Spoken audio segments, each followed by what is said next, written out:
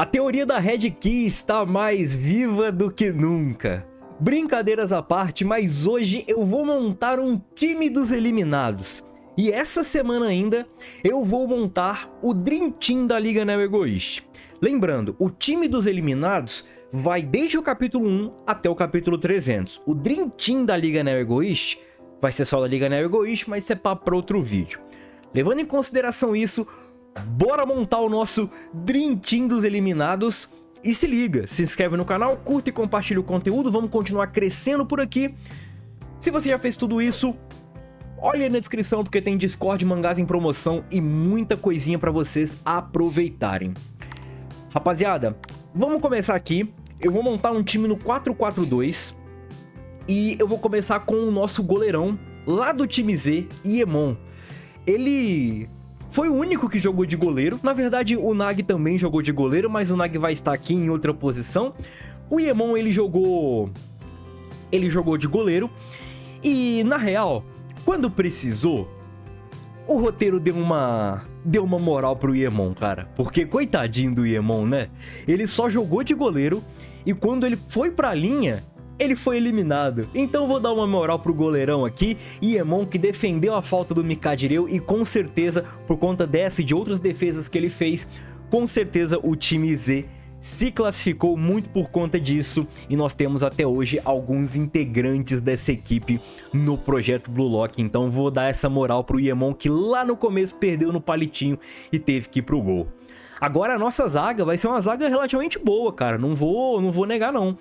Eu vou falar de 3 juntos e um específico, separado, porque eu vou falar um pouco da zaga que fazia parte da seleção sub-20 e todos foram eliminados com exceção do Oliver Aiko, Darai Miroko, Nio Kazuma e Neru Teppei. 2 laterais muito bons de marcação e de apoio, principalmente o Neru Teppei, que é um lateral mais rápido, então acredito que ele tenha mais capacidade de apoiar, e o Nio Kazuma, que vai ser a força, o pilar defensivo da zaga, Nio Kazuma, com uma força estrondosa.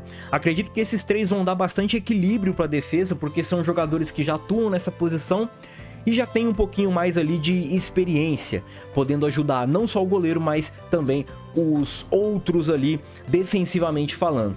Eles podem ali, com o seu poder de saída de bola, ou também com a capacidade que ele já tem de conhecer a posição, podem ali criar um pilar muito forte defensivo para o time da Red Key ficar bem forte defensivamente. E o camarada que vai fechar essa zaga é Ishikari Yukio. Por que eu coloquei ele aqui? Porque o Ishikari Yukio é o mais alto dos eliminados. Ele é um jogador que faz muita diferença na bola aérea e eu quero muito pegar uma referência, talvez, da zaga atual do time da seleção sub-20, que vai ser provavelmente Oliver Aiko e Ario Jubei, que é um zagueiro mais, vamos dizer assim, no chão, menor, com uma força física grande, que seria o Nio Kazuma, e outro zagueiro alto, com uma impulsão bem considerável, que é o Ario Jubei, e no caso aqui seria o Ishikari. E é bem interessante que tanto o Ario Jubei quanto o Ishikari já jogaram juntos num time, e eles fizeram uma jogada para um dos gols do Itoshi. Um dos gols que o Itoshi marcou na obra foi de uma jogada vindo desses dois, e esses dois criaram a jogada por conta da capacidade combativa aérea que esses caras tinham. Então o Ishikari eu acho que vai meio que completar bastante essa defesa. Uma defesa muito sólida por baixo, no chão ali, e um pilar muito forte ali por alto. E agora vamos pro meio campo. E assim, o meio campo, eu coloquei uns caras mais de gosto e também para dar oportunidade. Que é o caso, por exemplo, do Tokimitsu e do Igarashi. Eu acho que esses dois camaradas aí, eles podem jogar... O Tokimitsu ele vai ser mais solto, ele vai ajudar talvez num ataque, numa armação, numa progressão de jogada. Ele vai acabar pegando essa bola e tentando progredir com ela, usando os outros jogadores e tudo mais. O Igarashi ele vai ser aquele volantão mais de sobra. Seria talvez o primeiro volante ali mais pegador. E é o camarada que vai ajudar o Hayate Haru a comandar ali o meio campo defensivamente. O Hayate Haru é um bom jogador defensivamente falando. ele consegue analisar os jogadores do time adversário e identificar onde está vindo a jogada mais perigosa ou onde os jogadores estão mais perigosos. Ele consegue identificar essa brecha, identificar essa sensação e com isso ele consegue agir para tentar evitar a jogada. E eu acho que com o Igarashi auxiliando ele a ficar numa sobra ou dando o primeiro combate, eu acho que ele pode ser bem válido nesse esquema. Um jogador que vai meio que comandar tecnicamente falando o time e ainda vai ter o auxílio de outros jogadores. E o Tokimitsu, com o físico que ele tem, eu acho que o Tokimitsu também pode aparecer muito nessa recomposição.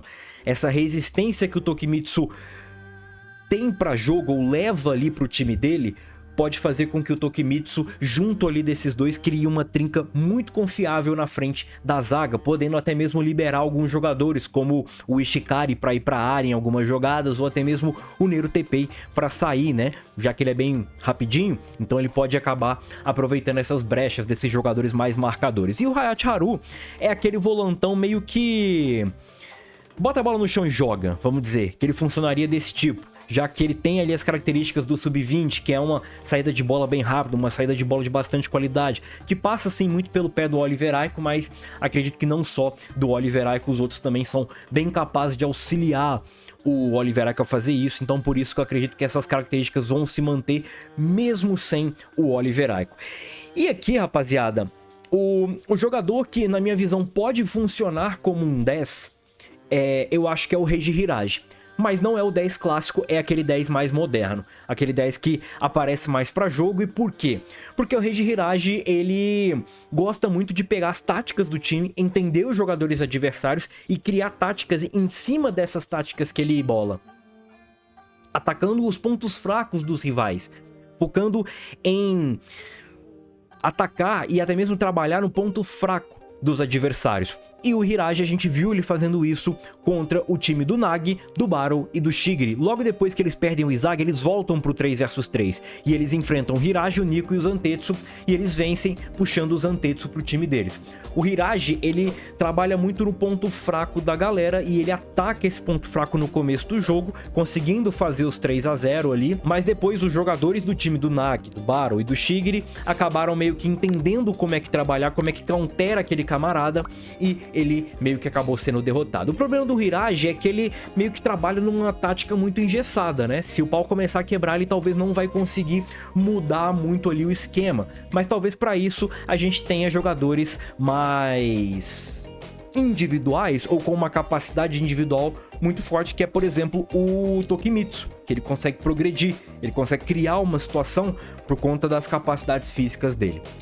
E agora vamos pro nosso ataque, cara. Pro nosso ataque, que eu confesso que eu puxei um maluco aí do baú, tá? E eu vou falar o porquê. Mas, obviamente, o ataque vai ser composto pelo Nagi, que dispensa comentários, que eu acho que dos eliminados é o jogador mais promissor, que mais teve tempo de tela e o melhor, né? O Kunigami eu não contei aqui, porque o Kunigami ele acabou voltando. E o Nagi, por enquanto, por hora, ele não voltou ainda. Então por isso que o Nagi ele vai estar aqui dentro desse time. Ele vai ser o pilar desse time. Ele vai ser não só o pilar ofensivo, mas o pilar como um todo, o pilar técnico. E com certeza o time vai trabalhar para ele. O time vai tentar municiar o Nagi, para o Nagi conseguir fazer as suas peripécias, as suas genialidades lá na frente e conseguir fazer com que o time vença. E é bem interessante que o Hirage, ele a todo momento, ele tem uma rivalidade com o Nagi, porque o Hirage é muito parecido com o Nagi, mas ao mesmo tempo ele tem características ali que fazem ele muito próximos ao Izagi, o que pode acabar hypando o Nagi Seishiro. E o Nagi Seishiro ele se sentiu bastante incomodado com algumas falas, alguns comportamentos do Hirage, o que pode ajudar o Nagi Seishiro a entrar no prime dele, que é quando ele tá puto com a situação e quer jogar bola. Aí quando ele quer jogar bola, esquece, ninguém para esse trator, esse rolo compressor chamado Nagi. E o outro camarada que eu quero botar aqui é o Okawa. Por que eu quero botar o Okawa? O Okawa era do time do Nico, lá no começo da obra. O Okawa é aquele 9 que bota a bola pra dentro. É aquele goleador que vai meio que sobrar a bola pra ele a caixa. Vamos dizer assim, resumindo, o Okawa ele é tratado pelo Kira como o as do Sendou. da escola ou da prefeitura de Sendou. Ele é muito bom jogador. E até mesmo quando ele era o principal goleador do time Y, o Nico era o pilar. Mas o Nico era o pilar que funcionava muito bem por conta justamente do Okawa, que a bola sobrava pra ele e ele conseguia fazer gol. Tanto que em várias oportunidades o time do Izag teve que se virar pra parar o Okawa, porque senão o Okawa iria botar a bola pra dentro. O Okawa eu acho que é um jogador que poderia ter ido além, não muito, mas poderia ter mostrado mais potencial. Mas é um jogador que, por exemplo, fez o gol contra o time do Izag lá na segunda partida do Izag no projeto Blue Lock. Então eu coloco ele aqui. Camaradas da velha guarda, né, da primeira temporada, Okawa e Nagi vão fazer a nossa dupla de ataque. Rapaziada, eu vou botar o time aí na tela pra vocês, tá?